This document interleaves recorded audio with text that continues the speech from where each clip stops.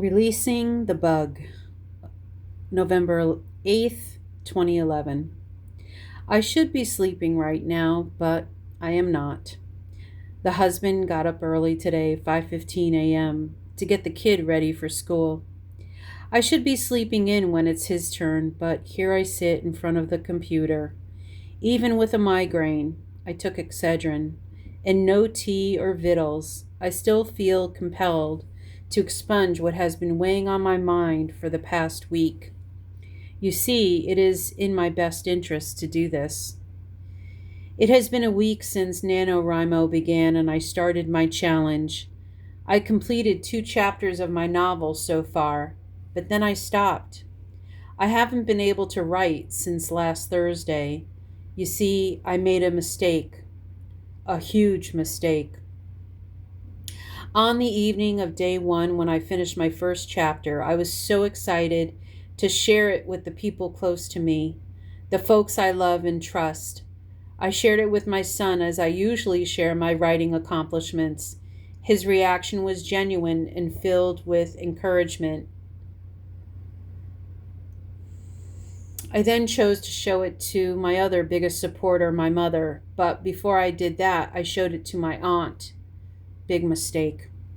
My aunt has been visiting for a couple of weeks and she was there in the same room.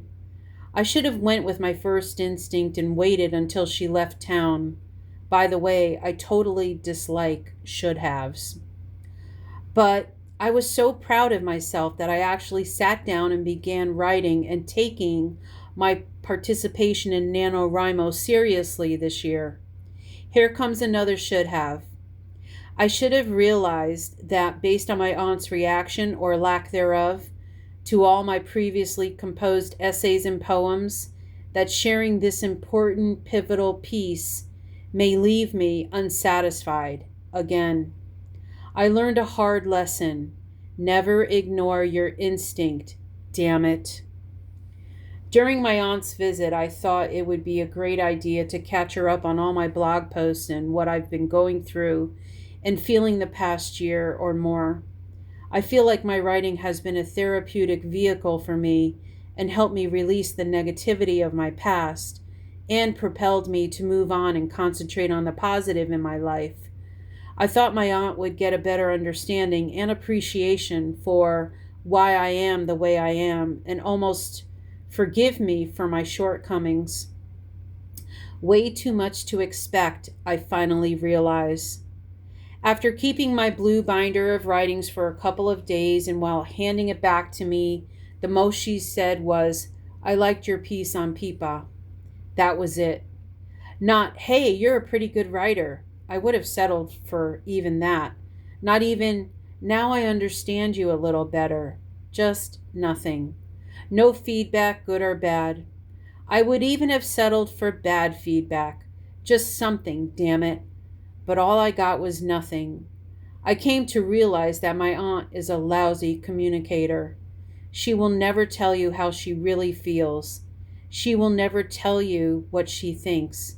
Instead, she'll just make a comment on the weather, neutral and safe. After day one, I was really excited about my progress. I had actually spent time exploring the depths of my soul and divulging my childhood experiences. I was proud at how well I captured a pivotal point in my life. I wanted to share it with the people I love. I decided to give her a second chance to see if maybe this piece of writing would trigger some emotion, to see if it would warrant a measurable comment.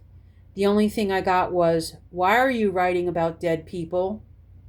Are you kidding me? She just doesn't get it. At that point, I realized my aunt is not worthy of sharing my work. I will not get the support I need. There is no encouragement to be found in that lot.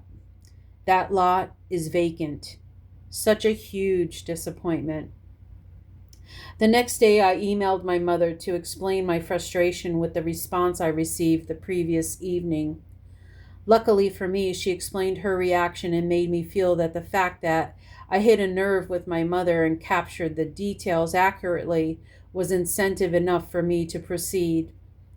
Wisely, she offered that I should forget involving my aunt in my initial audience of first draft critics. This was enough salve on my wound to move on, and on day 2, I was able to produce chapter 2. But, as in most things that bother me, my aunt's reaction, or lack thereof, festered in my brain for the next couple of days until this morning. This morning I realized that in order for me to get back to the task at hand, participating in NaNoWriMo, I must purge my disappointment and sadness about my unfulfilled expectations about my aunt. I think I just hit the tip of the iceberg, but I've chipped away at it enough for me to begin chapter 3. No doubt there will be more blog posts about my aunt in the future. I just don't see how I can justify the time spent on her right now when I have better things to do, like write. If I am not worthy of constructive criticism, then she is not worthy of me putting my dreams on hold and pouting about how disappointed I am. I must get over it and move on. Forget her. Things I have learned from this recent experience. Number 1, you can't teach an old dog new tricks. Number 2, the only opinion that matters is your own. Number 3, having expectations sometimes lead to disappointment. Number 4, don't ask unless you are willing to hear the truth. Number 5, unconditional love comes from those closest to you. Number 6, your most trusted and honest critic is yourself. Number 7, don't ignore your intuition. It is usually correct. Number 8, family can be disappointing. Number 9, not everyone will be your cheerleader. Number 10, in the end, the only person you can truly rely on is yourself.